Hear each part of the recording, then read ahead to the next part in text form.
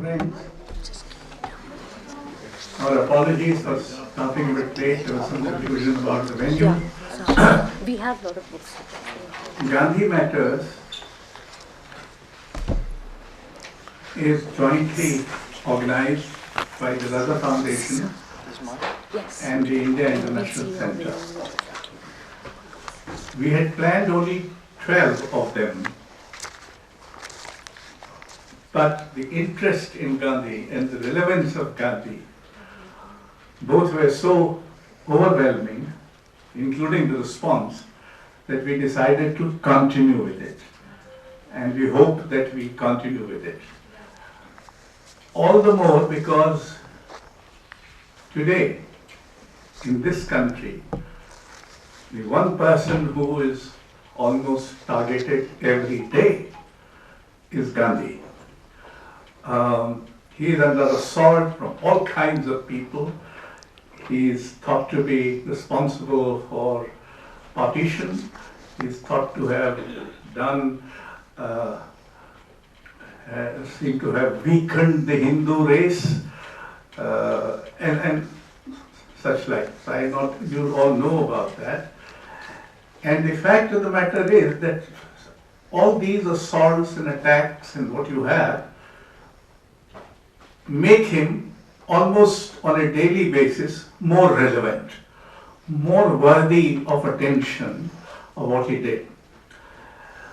So this is the 19th in the series, and it is a very special one. I don't think ever before we had a book launch in Gandhi Matters. My friend Ramin Jahanbegloo is an Iranian by birth, also by the fact of his imprisonment there, but otherwise he is a philosopher and is a prolific writer. He has been in a manner of speaking obsessed with Gandhiji. The books that I have read, invariably, whether the subject is something different, invariably there is a reference to Gandhiji. The last book on Gandhi that he wrote was called The Disobedient Indian. And I had the privilege of writing a foreword to it. And I just read a small paragraph from that. Ramin finds Gandhi is very conscious about the fact that cultivation of an enlarged pluralism requires the creation of institutions and practices where the voice and perspective of everyone can be articulated, tested, and transformed. Ramin forcefully adds, as such, Gandhi still has the disturbing capacity to unsettle our fixed habits and let us see the world in a new light. This new book, Living in Truth, is a joint venture of Ramin Jahanbegloo and the academic Pooja Sharma ji. She is here. So before we move on to a discussion on the book, around the book, may I request Professor Ashish Nandi to release the book. And just a minute, maybe Divakar Ghosh of Rupa Publishing would like to say a few words. Yeah.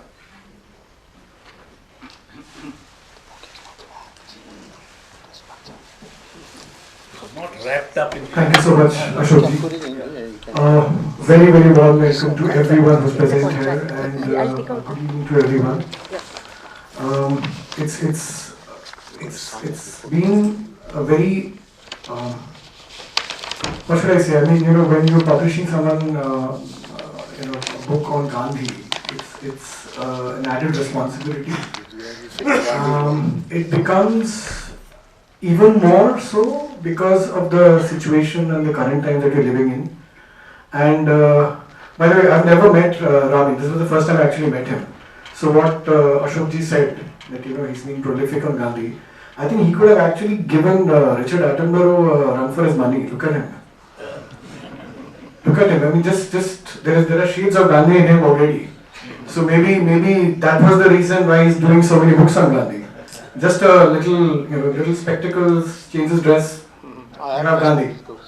You have Gandhi there. So yeah, it was a wonderful collaboration between us and Ramin and Pooja, who were kind enough to accommodate many of our requests to make the book much more relevant for today, and the reason being that the unfortunate thing is that Gandhi has been dedicated to tokenism. So like you have the 5G launch happening on the 2nd of October. And the tokenism is where I think Gandhi is being forgotten every day. Gandhi is getting challenged in ideology. Apart from the nomenclature that is used for Gandhi, that he's father of the nation, taught in GK books, that's where he is nowadays. For young people, the relevance of Gandhi has just gone away. This book is trying to bring that relevance. I mean, it's an effort. We don't know what will happen, but it's an honest and sincere effort to bring Gandhi back into the lives of common people, of not just a gathering which is of this nature, but make it much more relevant. So we have looked at issues which relate to economy. We have looked at issues which relate to honesty in politics. Those are the kind of things which are completely missing nowadays. Anyway, so please read the book. There's a lot more in that. I don't want to take up much time. With that, I would request Professor Nandi to come and please release the book. Ashokji, could you join us, please? Thank you so much. Thank you so much.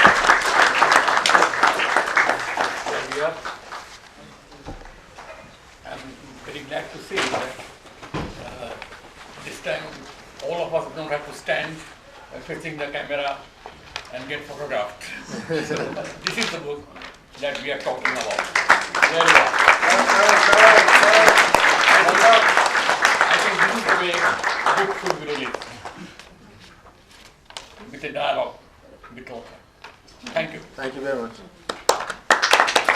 I may add something to the introduction he gave, I would like to point out that Sir Shankaran Naya, a very respected public figure,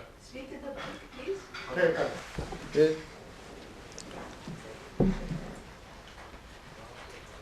Sir Shankaran Naya, a respected public figure in early 20th century, had said, after reading Hind Swaraj, that this is a nasty little book and he rejects all the great sons of India and goes a different way. And Gokhale, whom Gandhi claimed as one of his gurus, called it a work of a lunatic, and Gandhi himself will burn it after some years, or disown it after some years. So I am glad that Gandhi is still being remembered, not everywhere. I have in fact found out a equation between when your ethical political frame is disturbed or threatened, then this interest in Gandhi expands.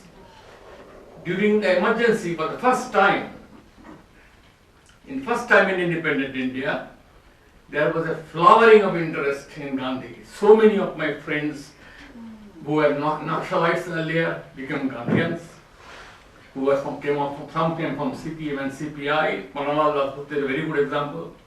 Wrote some excellent stuff on Gandhi. And also, even people I didn't expect to be taken in by Gandhi suddenly began to call themselves Gandhian. Now, where from does this peculiar instance comes? In fact, I have come to now suspect that a heightened interest in Gandhi is itself an indicator that somewhere unknown to us, and somewhere even unknown to our rulers, present rulers.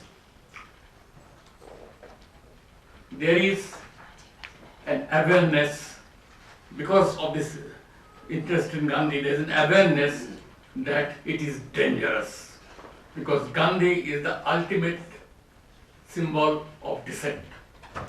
And I don't want to take more time, but I will just want to say that ultimately speaking, Indian dissent has come from 4 sources.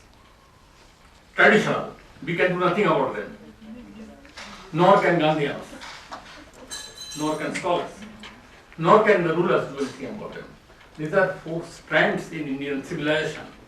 And when I say civilization, I don't mean only India, but I mean the whole South Asia, and perhaps wherever the Indic civilization has links.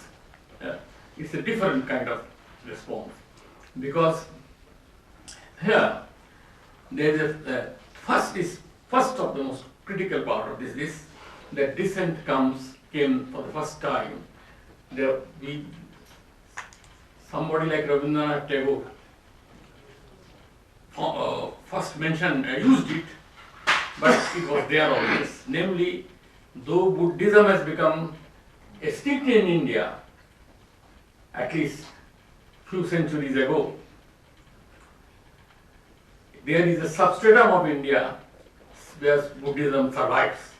In every Indian, I am not talking of organized way, but every Indian has this within him. So, when Tagore wanted to write on equity and justice,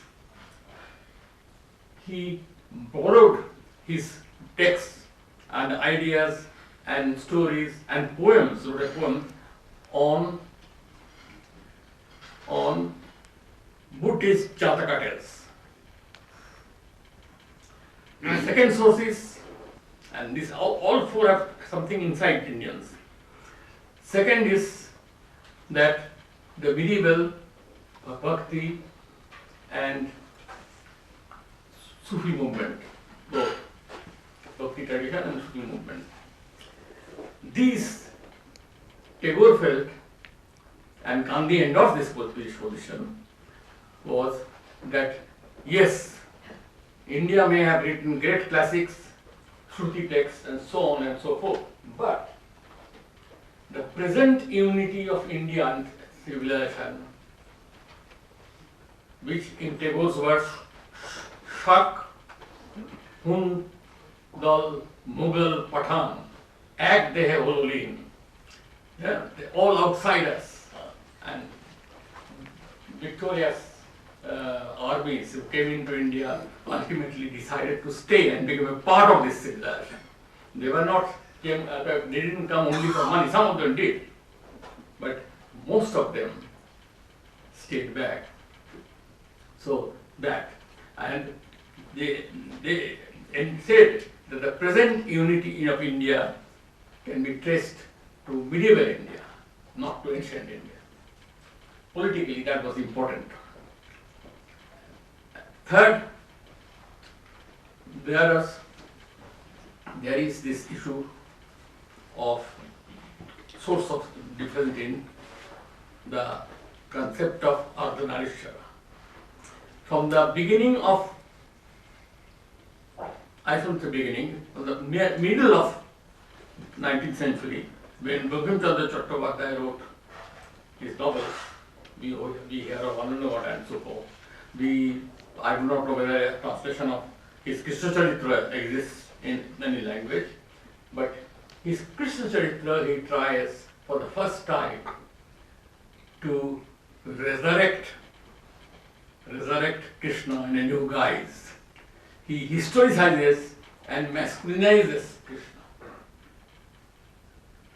Masculine Krishna. It is not surprising because the 3 reform movements which had come into India, Brahmo Samaj, Arya Samaj, and Ramakrishna Mission, but not Ramakrishna himself, Ramakrishna Mission, were committed to the idea of masculinization of Hindus. Subsequently, Vivekananda burst into a strident attack on Buddhism as a faith which had demasculinized the Hindus and feminized them. He was followed by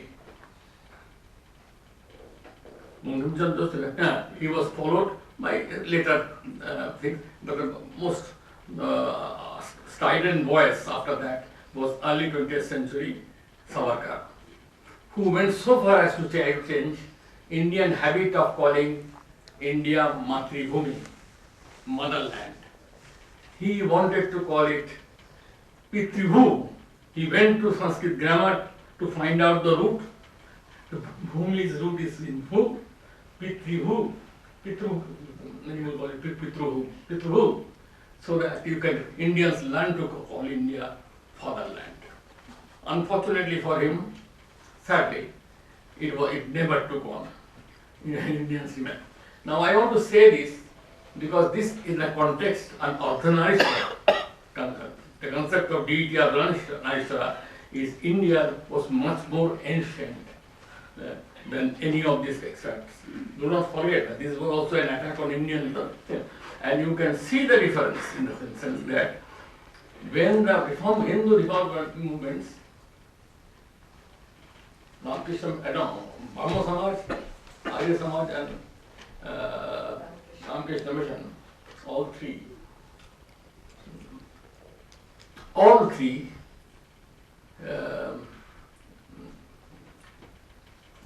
did not, they borrowed many things, all three, from Islam and Christianity. But they didn't borrow from the concept of androgynous Christ in Christianity. Not that. And as far as Islam is concerned, they did not borrow anything from Sufi tradition which has a clear strain of androgyny in it. Fourth and final, I will talk. Gandhi used all these four, by the way.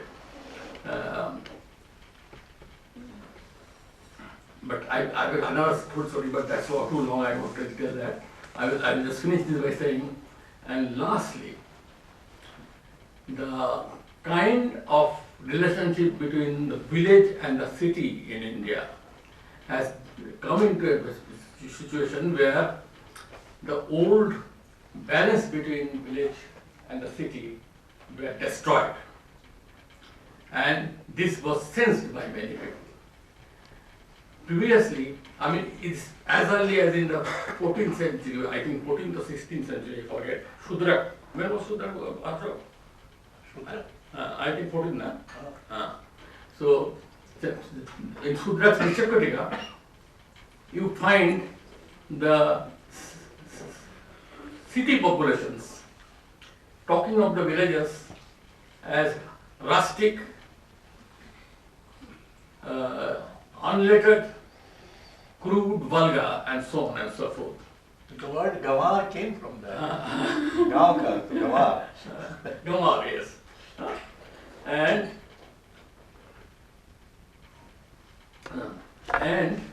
But he found also reports that the villagers think of city dwellers as sly, scheming, conspiratorial, and exploitative. So there is always this balance. This balance began to tumble at the wake of the European colonial influence, because now the real city became different from the other cities, the empirical cities. India had always many cities, but empirical. The real different city and the village was typified by the metropolitan cities and the villages. And metropolitan cities, the principalities, Calcutta, which was the capital then, Madras, and Bombay, three cities became the prototypical city, and which ultimately, in the arrogance and in the conviction that this is the way the world should be moving, so they usurped even the right of the villagers to run their own affairs. So village can be reformed, village can be improved only by the urban initiative, only through the urban initiative, not by itself. It is a passive, quasi-passive entity, totally unreliable, totally unlettered, and vulgar in some ways. So they destroyed that. So this also was for the first time began to be challenged both by Tagore and Gandhi. I end here just to remind you that Gandhi as a dissenter is a very important part of the story, and it is no accident that a number of young Gandhian scholars now has taken up that part of the story. Thank you very much. Sorry I took so much of time.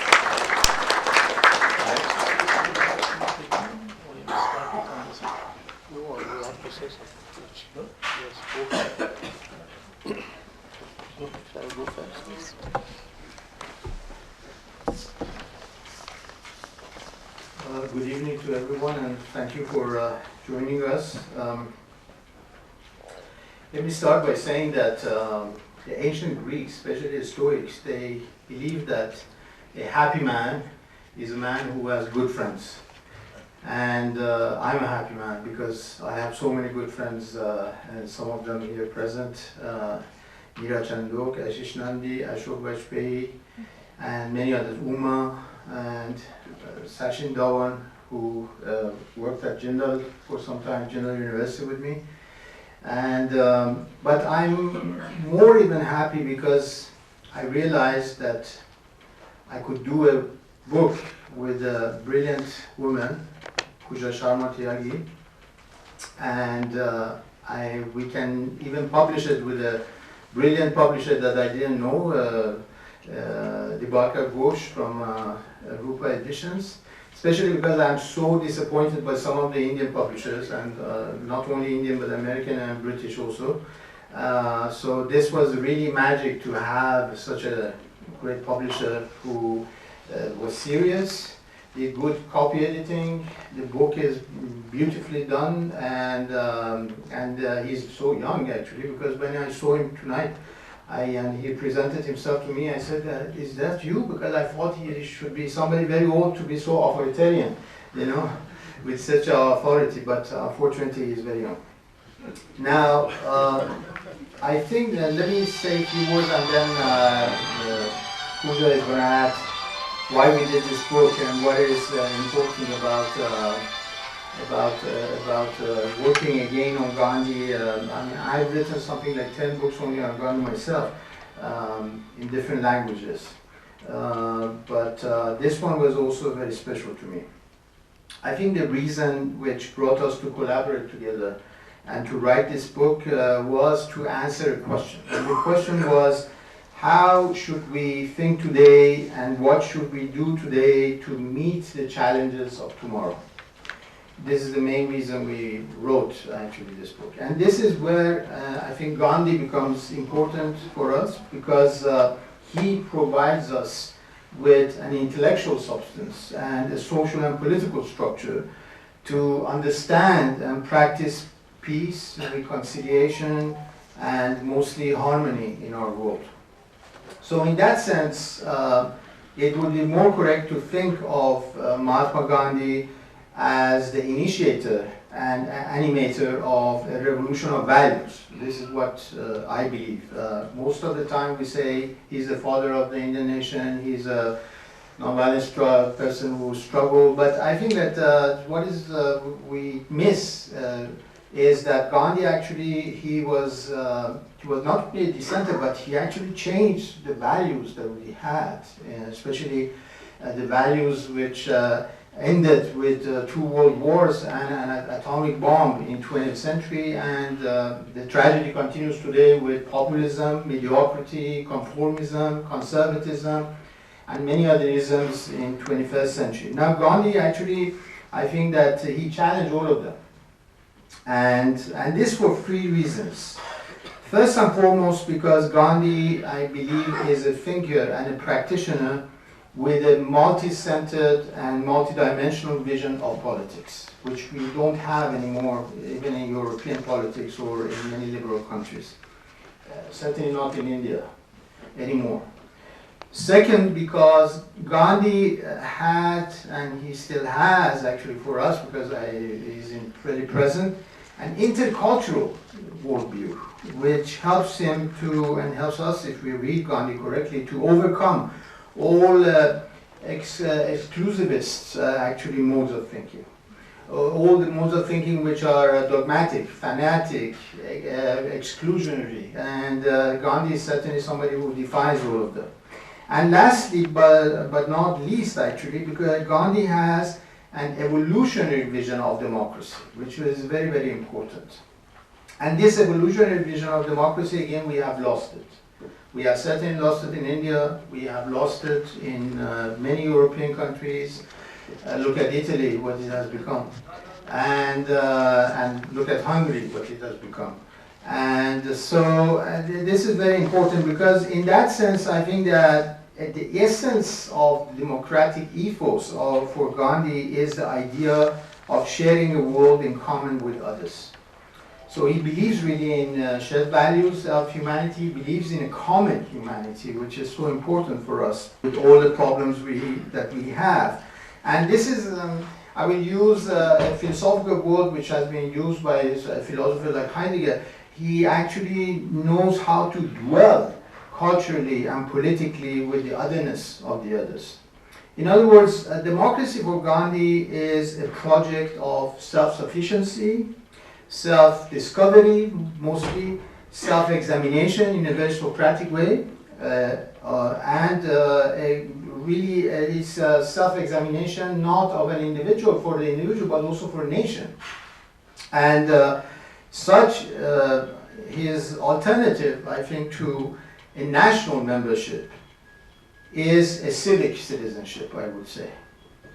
I think that Gandhi defies all forms of nationalism in the same way as Tagore does, but Gandhi actually suggests us something very Aristotelian, civic citizenship, or even what we can call a civic friendship, again in a very Aristotelian way.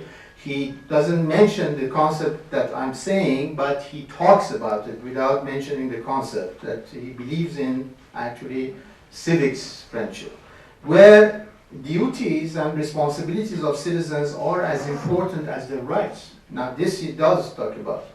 And so as such, Gandhi's interest in the solidarity of human beings does not end with a one-dimensional sense of belonging, which is the national membership.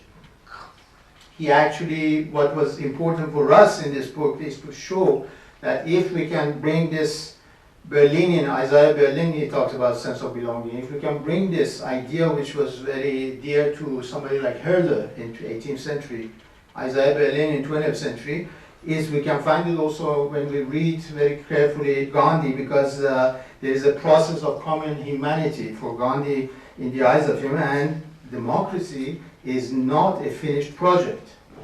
Democracy is not a finished project. That's very, very important.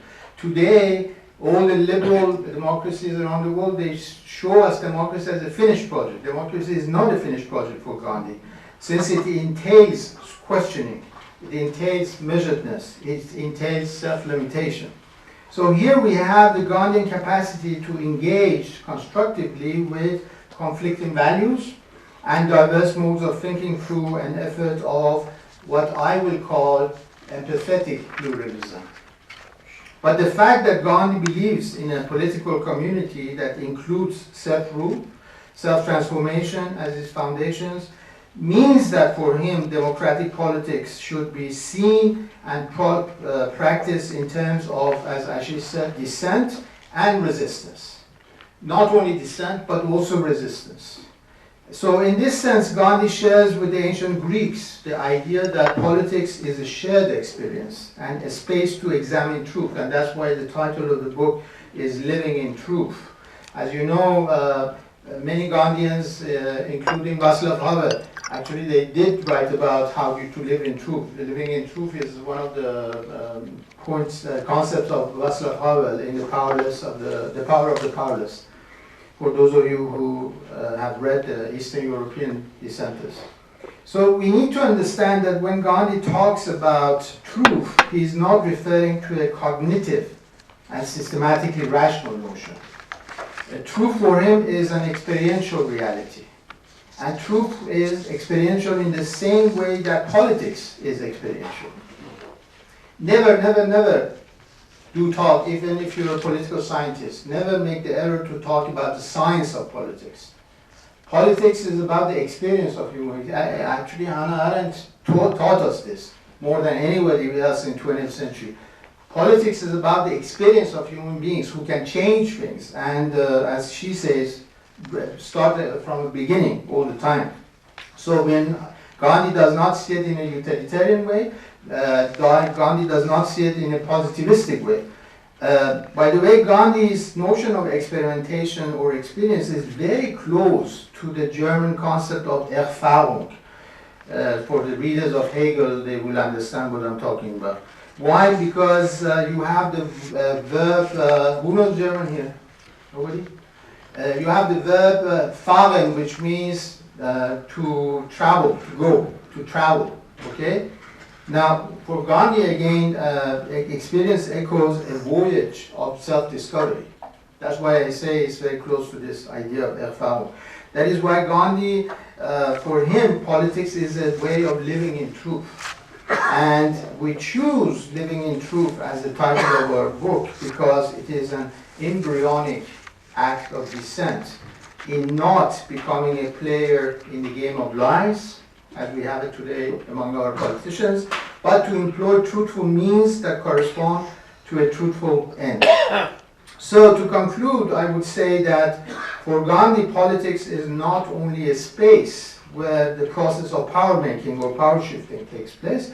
Politics should also be understood in terms of decency. We do not live, unfortunately, to tell you, in a decent world. Nowhere in today's world we have a decent society. And Gandhi is a decent person. He believed in decency. Because decency is a matter of serving others, is a matter of serving the community, is a matter of serving those who will come after us, next generation. Decency is when you think that you have to take care, be caring about the planet because not of yourself, but because of your grandchildren. So let us not forget that 75 years after his assassination, Gandhi stands as a significant and relevant figure who reasserts the primary value of politics as an ethos and as a concept for building a common world. Thank you.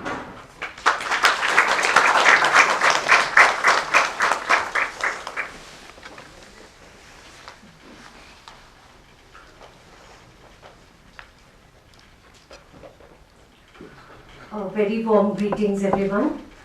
So, special greetings to Ashish Gandhiji for opening and the book launch of this particular book. Professor Ramin, Ashokji, Dipakar. I take this opportunity to express my deep gratitude to Professor Ramin for inspiring this work, which could take the form of the shape of a book, which is Living in Truth, the Gandhian Paradigm. The journey of this book is all the more memorable as much as it is its inception. It started in an online discussion session with Ramin on the Gandhian perspective. The idea of the book began to unfold and evolve then and there. Belonging to the field of economics and having shared, inspired by Professor Pulinayak, my mentor from Delhi School of Economics, I was just exploring Gandhian thoughts from the prism of sustainability, economics, environment, ecology, etc. But I was falling short of answers to connect the missing link with philosophy and spirituality. However, this disconnect got easily woven up into a comprehensive integrated framework the moment Professor Ramin began to narrate Gandhian philosophy in depth. It was just after the discussion that we realized that the framework is absolutely exhaustive and comprehensive, and we wanted to reach out to the larger audience and community. So, and just wanted some base and some publication base for doing that. So I was just wondering and trying to locate that.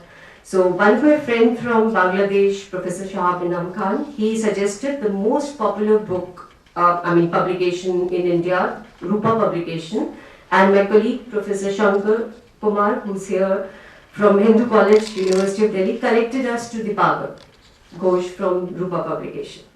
So the upshot of everything is that we are formation of thought processes of everyone. We do not exist as individuals independently, but we reflect humanity as a whole within us. I remember Ashokji in his speech at another event talking poetry was mentioning about Ramanujan. So how he got enlightened in a temple and contributed remarkably in the field of mathematical analysis without any formal training in pure mathematics. In the same way, Mahatma Gandhi, without having a formal training in economics, identified some of the phenomenal pathways to address the basic economic problem, the problem of scarcity, the gap between the limited resources and unlimited wants. Not only does the field of economics find answers in Gandhian philosophy, but also the ecological and environmental concerns of sustainability are unfolded systematically by Gandhian Paradigm. Gandhi placed the concept of responsibility in relationship between the politics and spiritual. Professor Ramin wonderfully describes the interconnectedness in first two chapters of the book, which exhibit Gandhian ethical and political revolution. Gandhi did not consider freedom as a mere pursuit of selfish aims and at the expense of others. Gandhi's insistence on self-realization as an examination of oneself demanded each individual for freedom not as an individual quest but a civic task of self-governance for the larger number of men and women. Thus one can say the social responsibility and the sense of human interconnectedness go hand in hand.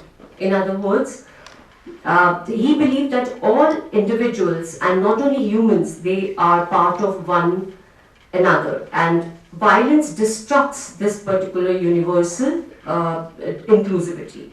For Gandhi, therefore, the politics is constant self-realization, self-reflection and self-reform within the individual.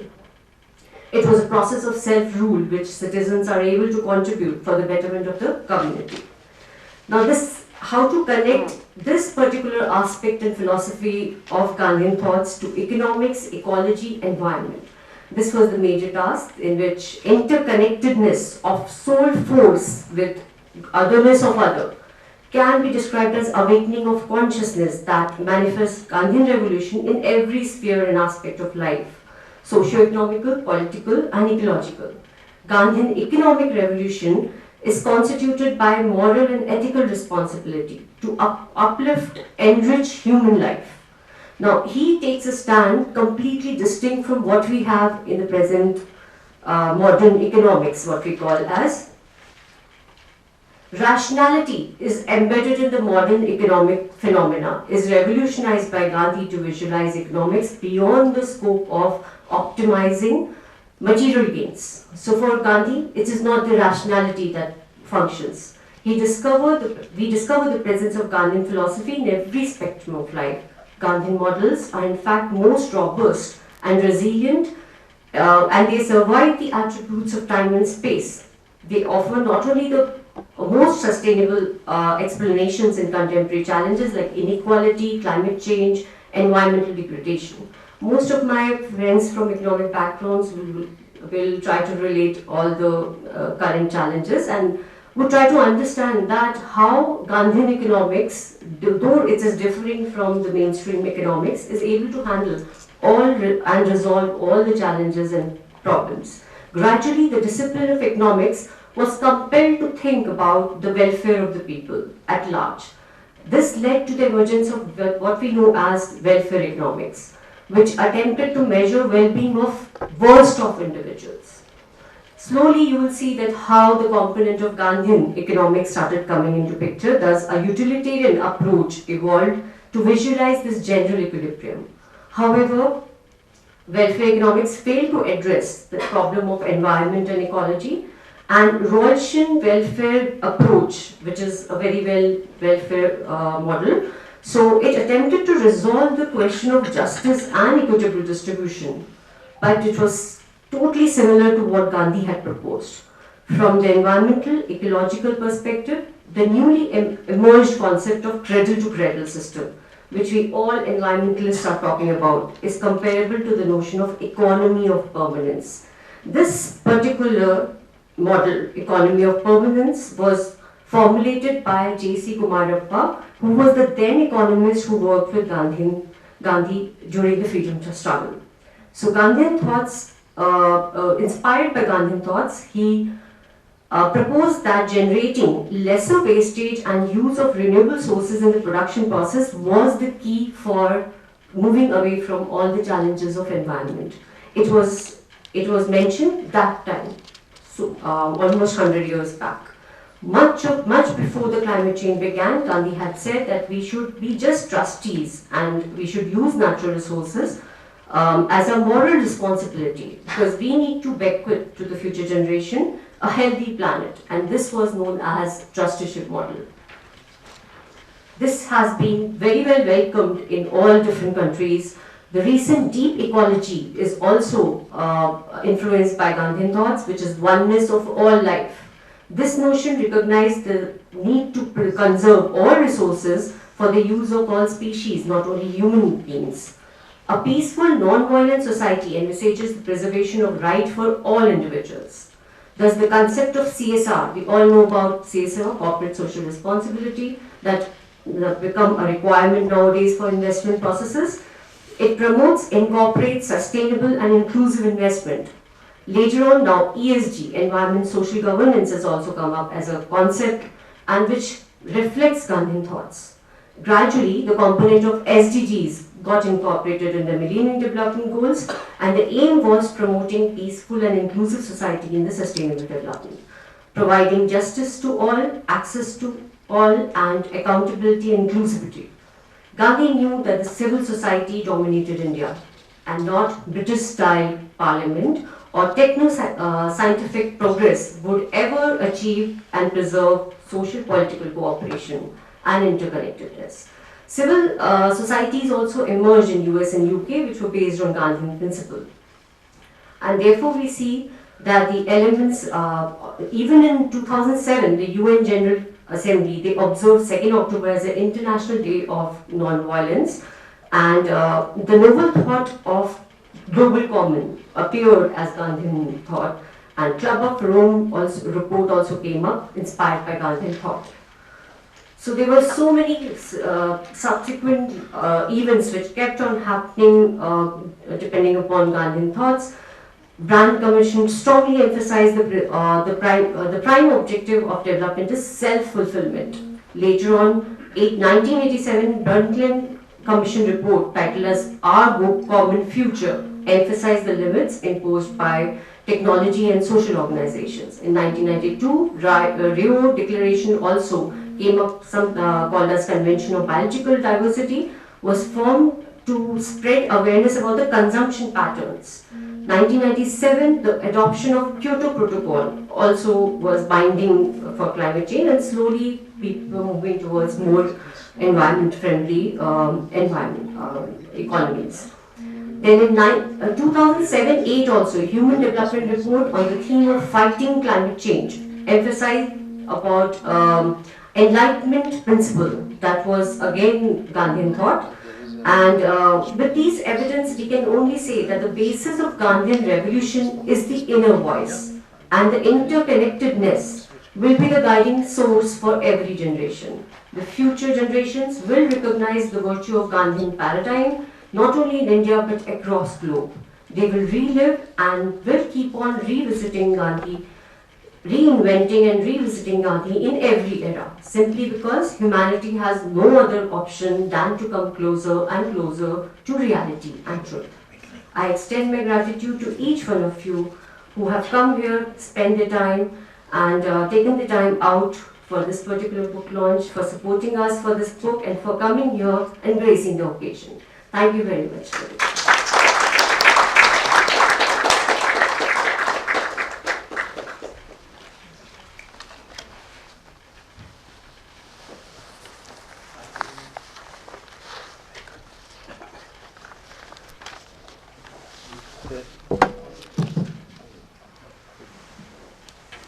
Thank you very much, both of you, for these initial remarks. Now we'll have a short discussion. Ramin, you said in your beginning, historically speaking, no person as Gandhi has been so close to the Socratic moral ideas of self-examination and self-realization. Would you like to elaborate this a bit? Yes, I can. Yeah. First of all, if we go and read Gandhi carefully, which we don't do, Gandhi actually quotes Socrates many times in his 100 volume. He even talks of Socrates as Satyagrahi soldier. This is the exact title that I'm saying. So he started reading Plato and especially the trial of Socrates when he was in South Africa. Yes, and exactly. And so we're talking about somebody who actually knew quite well about the character of Socrates, and I think that he brought. I did a whole book with Roman and Littlefield in 2016, which is called "Gadflies in the Public Space," and I take characters like Henry David Thoreau, Martin Luther King Jr., Gandhi, Albert Camus, everyone who actually quotes directly Socrates through Plato's, and Gandhi is one of them. Not only Martin Luther King and Thoreau, they feel very close to Socrates, but also Gandhi. It's the idea of questioning which is so important for them. Actually, what the self-examined life, which is worth living, as Socrates says, for them is the act of questioning. Now, this act of questioning is, of course, what we were talking about as dissent. Dissent starts with questioning. And questioning starts with thinking.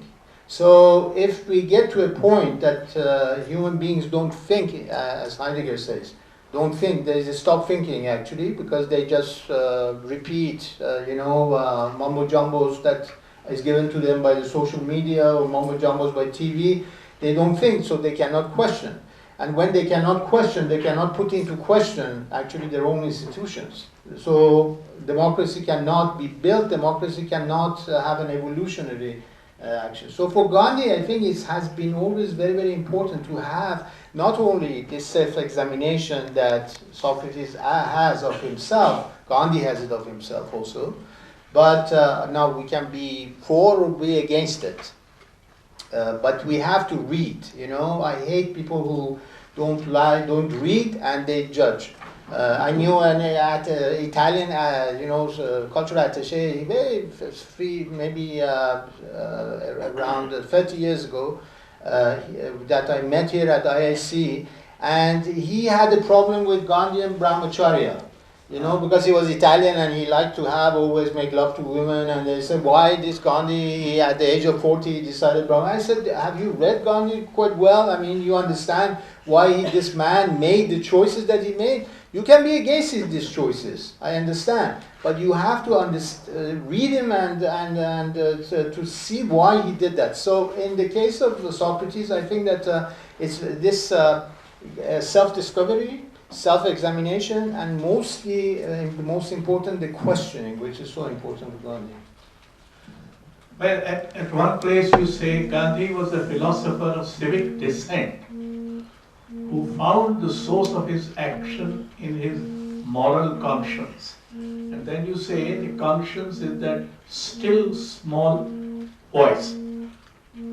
Now these whole lot of these hooligans and people who attack innocent people in the name of cow protection, in the name of their religion, they might also have some kind of a conscience telling them to do this. No, it is their small little voice maybe telling them to kill a Muslim or to kill a Dalit or to kill whoever. I mean, are they not entitled? I mean, I am not justifying you. I am only asking that isn't having a conscience a kind of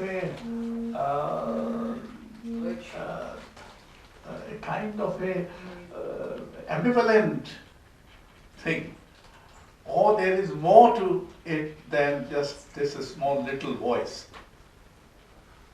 You want to answer? I will answer also later. Yeah, Yeah. go ahead. So, is it Yeah, it's working. okay? So, what I understand from this particular question is, yes, consciousness may be little, but it's a part of whole super consciousness, right? So, the idea is to uplift the consciousness. So, that is why whole idea of notion of Gandhian thoughts come into picture. The idea is to uplift consciousness, that is transformation, right? So that's how though the consciousness is a consciousness, it could be guiding right or wrong, doesn't matter. I mean, it depends on the person's choice.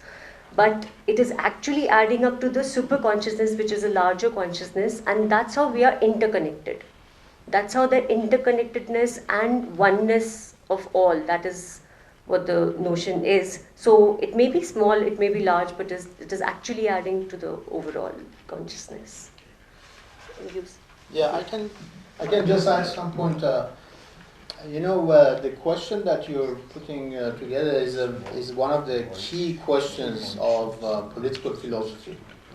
And why? Because we have, in politics, we have, as many philosophers of the 20th century have showed us, the encounter of man with evil, with the evil, with political evil. And as one French philosopher said, more we have rationality, more we might have this evil coming towards us, which we have it in the totalitarian ideologies of 20th century, like Stalinism and Nazism.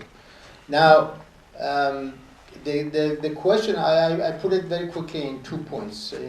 The first point is, I agree with what Hannah Arendt says in Eichmann in Jerusalem about Eichmann.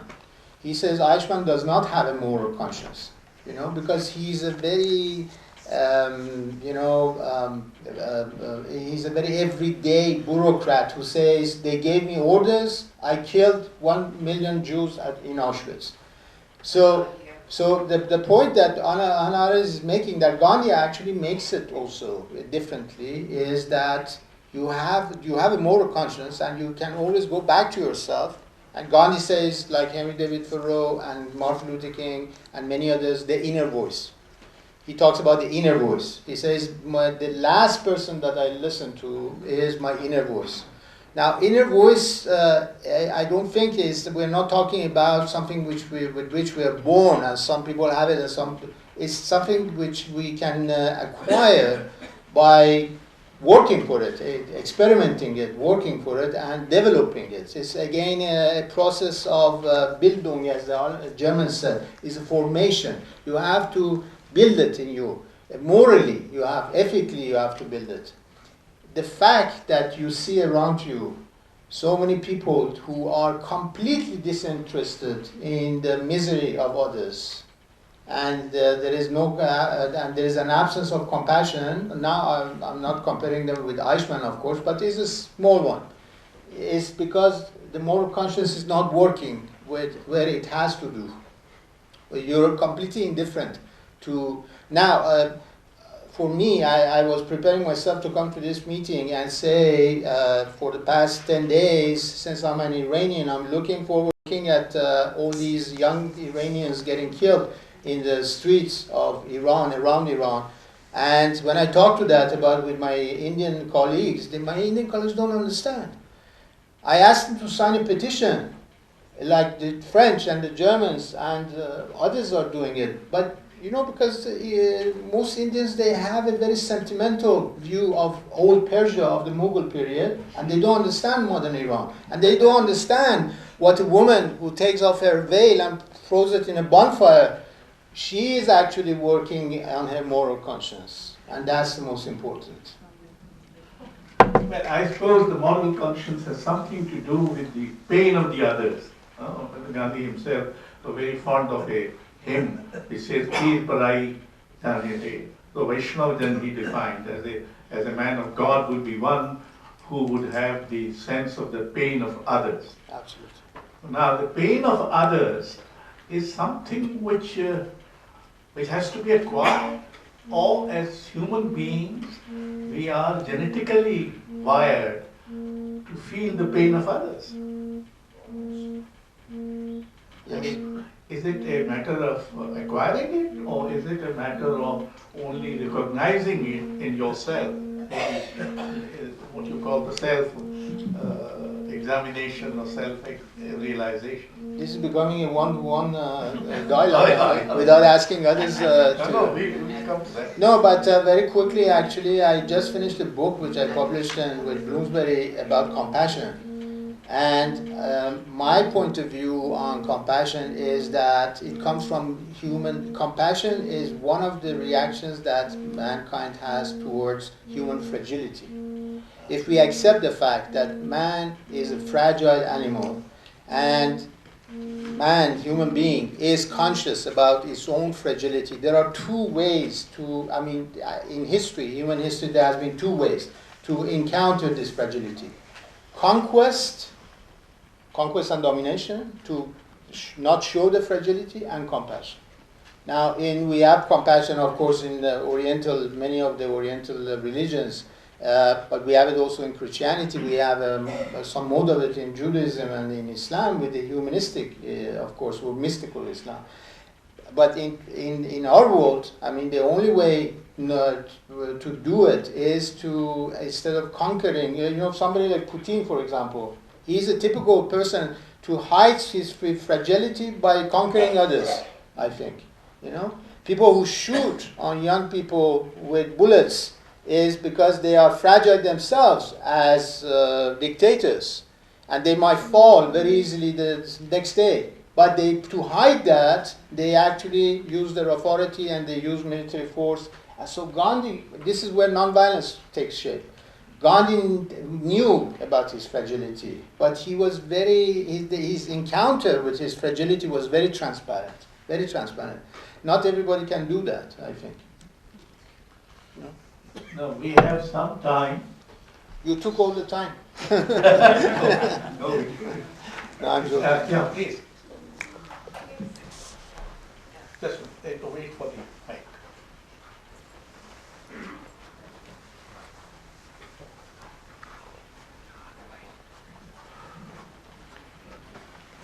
Okay,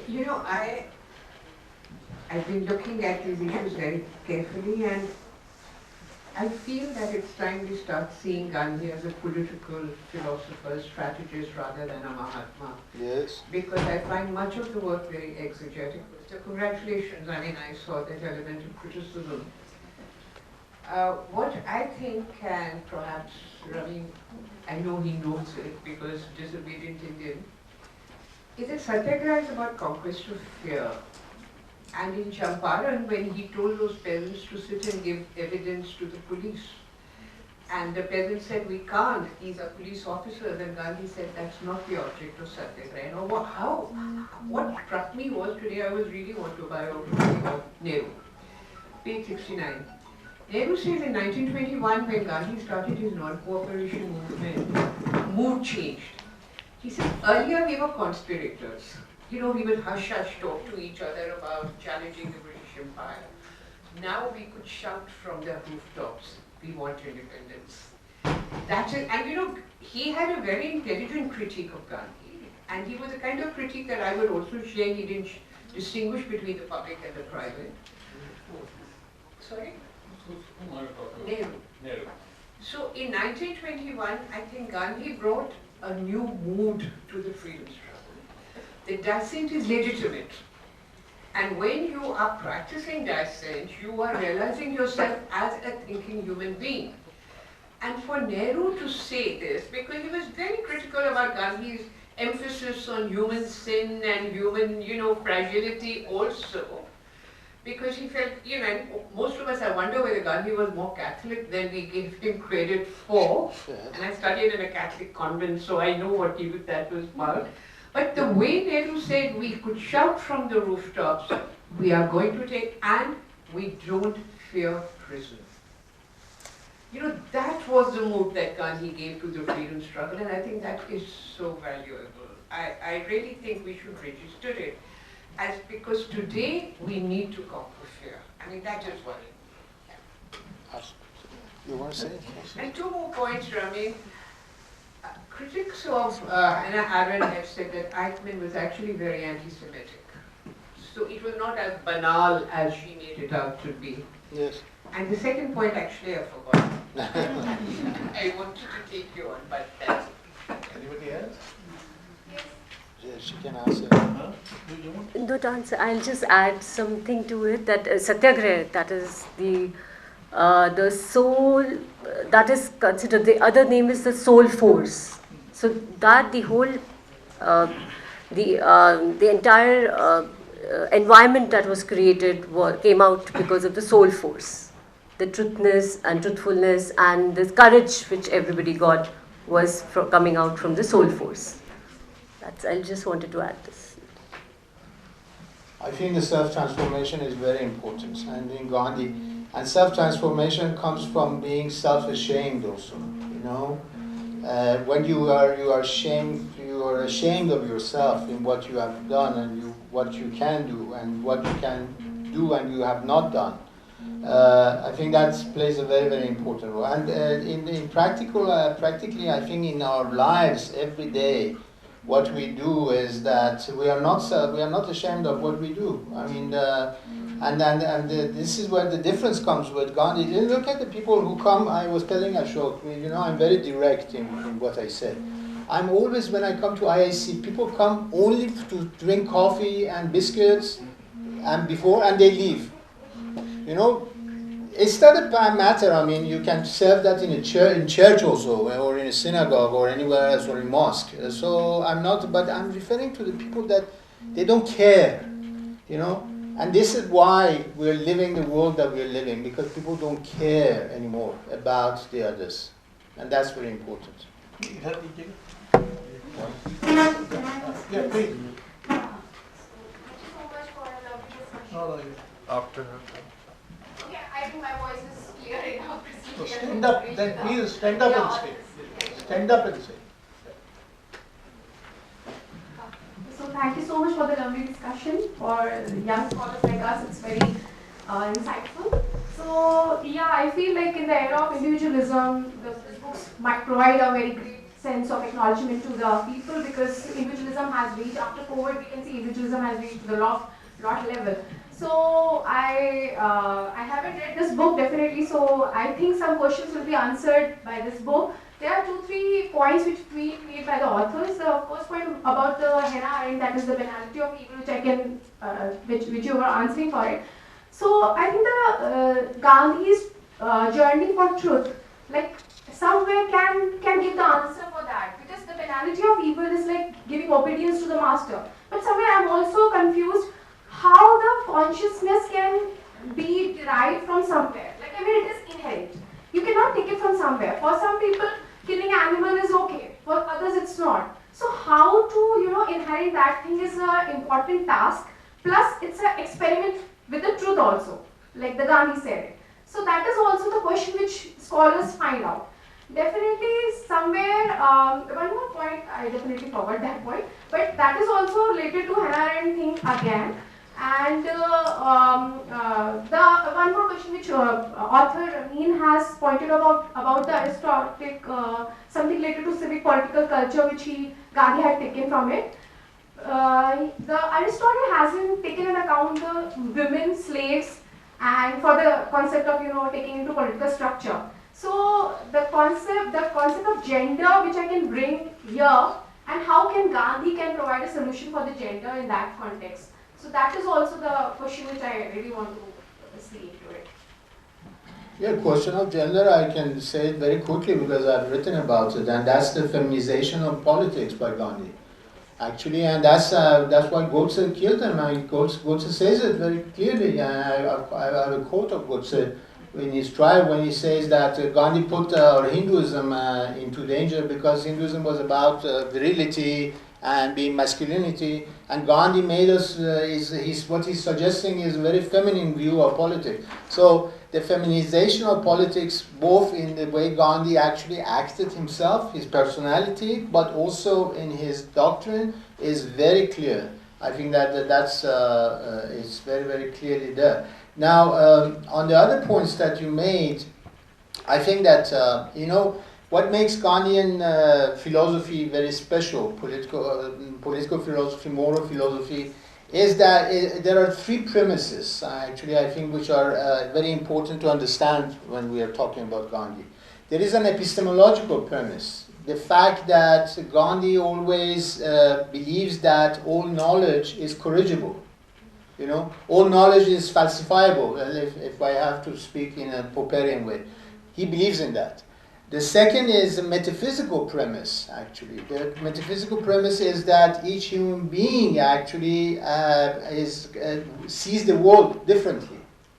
He also talks about it. So we need each other because we each see, in a very phenomenological way, we just see this side of the phenomenon and he sees the other side of the phenomenon, and we need each other for that. And finally, there is the moral premise. And the moral premise is about violence and about something which destroys the two first premises. So we have to somehow resist, if we want to have a moral look at reality, we have to resist the violence, which is, first of all, as Hannah Arendt says very clearly, is anti-political. So it destroys all programmation of any form of politics that you want to have.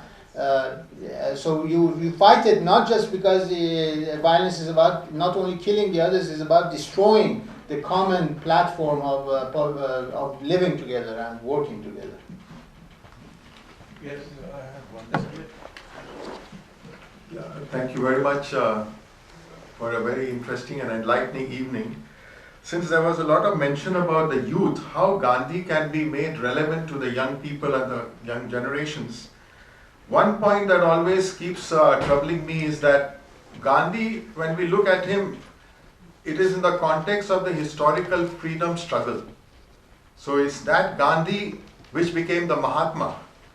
But after the independence, for the young generations that were born, people who were born after that, for them Gandhi has always been just made a father of the nation, and he's just remembered 2nd October and 30th January, and apart from that, it's only a small minuscule of the population who seem to be concerned. Many people, they tag on, as you have said, they don't read, they just latch on to his name and they feel that they can get some mileage out of it.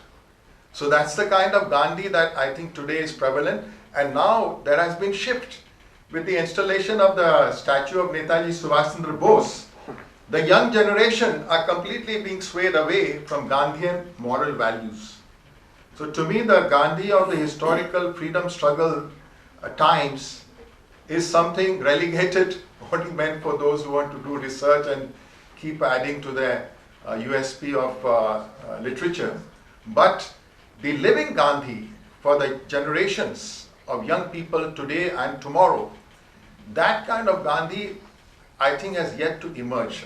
I'm sorry, I've not yet read your book. My question is that for the youth, yes. Today, Netaji Subhash Chandra Bose is more important than Gandhiji. So in this, we are always faced with a host of dichotomies. So in India, we keep swinging like a pendulum. Sometimes we take the name of Gandhi if it suits us. Sometimes we take the name of Netaji Subhash Chandra Bose. Sometimes we'll take the name of Veer Savarkar, or sometimes we'll take the name of some other freedom struggle leader to just justify a very distorted Okay. end or conclusion. Take the questions together. Thank you. I think this is no, what I wanted to ask you was that, the greatest disservice is to Ramin. The greatest disservice we have done to Gandhi is the pedestalization of Gandhi. It was? Pedestalization. Ah, okay. He put up somewhere Pedestalization, yes. And he's been removed. Now that was the greatest, it helped us to betray him, I go to that extent. The values, the way he thought of things and everything. His worldview. Yes. So the young generation. Should we respond? Quandary. You respond and I Yeah, respond. so for this first question, that how it is relevant to and how it the is young. for the young generation. So for that, I think the book is there to actually show and exhibit that how the models of Gandhian thoughts, they are not in the form of Gandhian thoughts. They are not named as Gandhian thoughts, but how the elements and the components are coming straight away from Gandhian consciousness. The consciousness which he's talking about, the truthfulness he's talking about, they are all emerging. And the book, the way it develops, first chapter, second chapter, it's all connecting the revolution, starting from the beginning of individual and spiritual revolution, and then moving on to political, economic, and ecological revolution.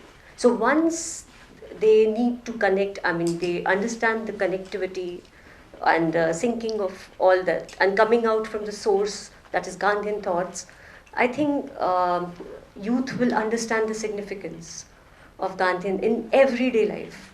Not even that, I'm not talking about the bigger picture or say politics or something like economics or anything, disciplines. Discipline is another aspect, but the everyday life, what we live in, the value system, everything, it will come, and I think it will connect all the missing links if you read the book. It can be lived, these values. Yes. Can you answer my... Sorry. Yeah, I will answer. Yes. I will answer. Lady It, here. my answer would be very quick and very one line. Without any ta'aruf, as we say in Persian, Gandhi in the past 70, 75 years, 80 years, has been read and practiced more correctly outside India than inside India. And he has been at the origin of many changes around the world by people like Mandela, Havel, Dalai Lama, Martin Luther King Jr., and many, many others. But in India, practically Gandhi is not read. My students don't know anything about Gandhi. Anything. They have not, it's not that they haven't read Hind Swaraj, they don't know anything about Gandhi. I said, this is shameful. You don't know your own history. This is part of your history. But what we're talking about, moral philosophy, political philosophy, ecology, and economics, everything has been done. The lady who's sitting next to you, she's from Israel. And she teaches at the same university. She has written a PhD on Gandhi. Why? Because Israelis and Palestinians, they find Gandhi as a good platform to have the dialogue with each other. She had a question. Thank you for that. Some Israelis, not all of them, and some Palestinians as well. I wanted to ask a few questions. First of all, relating to how do you think Gandhi viewed nature? To what extent nature served as a platform for enhancing empathy, solidarity with the other? And the second question, I really want to maybe address to Pooja when you mentioned the SDGs alongside deep ecology. Do you think that SDGs is embodiment of deep ecology? And of course, deep ecology was Gandhi was a fundamental influence for otherness and in this school.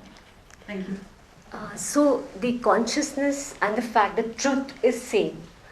The way Gandhi had pointed out earlier, it was considered as Gandhian thoughts 100 years back. So he was talking about climate change 100 years back. So now if we are revisiting the same thought process and not quoting Gandhi, it's just the matter, you can call it as a political matter, anything, but then we as researchers and academicians, we are trying to compare his thought and the present scenario and the developments happening today, especially in the context of climate change.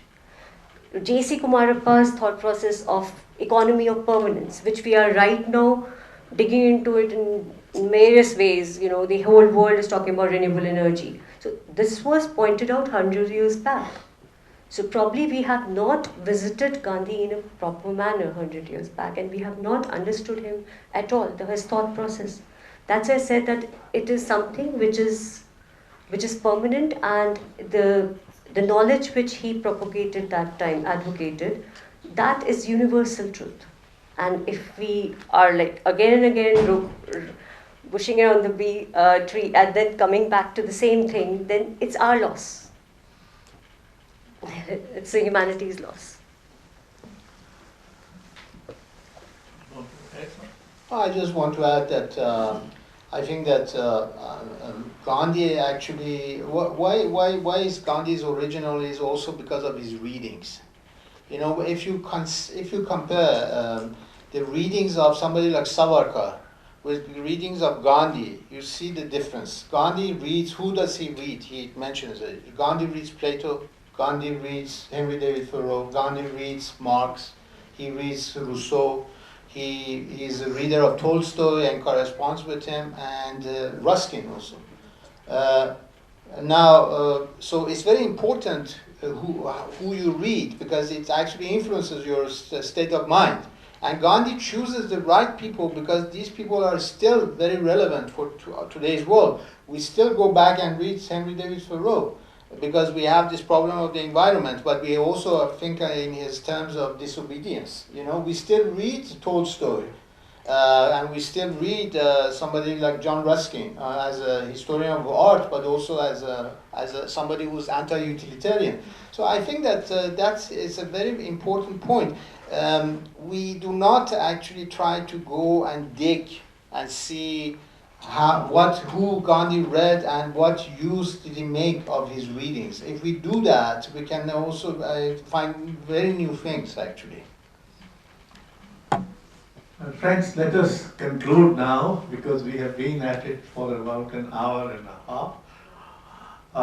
I like to conclude with a quotation of Gandhiji himself. It will be appropriate to do that. A civilization that is based on greed, in which mammon has replaced God, which measures progress in terms of profits, which puts corporate health and the stock market above human health and well-being, can hardly be called a civilization. A civilization that has destroyed the environment and threatens the very existence of the planet can surely not be considered progressive. This is Gandhi. Very Thank you very much. On 7th October, we have a session in Art Matters. There is a new biography this is the first ever biography of an important Hindi writer, Nirmal Verma, called Here and Hereafter, written by Vineet Gill. So you're all most cordially invited if you have the time and the energy and the leisure to listen to others. Thank you for coming. Thank you.